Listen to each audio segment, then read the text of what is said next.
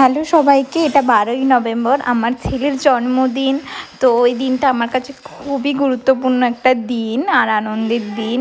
তো আমি প্রথম মা হয়েছিলাম আজকের দিনটাতেই, তাই সকালবেলা ছেলেকে উইশ করে ঘুম থেকে উঠিয়ে ওকে ব্রেকফাস্ট করিয়ে দিয়েছিলাম। আর ওর জন্য সকালে ওর জন্য প্লেট সাজিয়েছিলাম ছোলে ভাটুরে, আর নিচের হাতে একটা কেক বানিয়েছিলাম ছেলের জন্য, আর পায়েস করেছিলাম, আর চিপস সাজিয়েছিলাম, মিষ্টি এনেছিলাম বাইরে থেকে।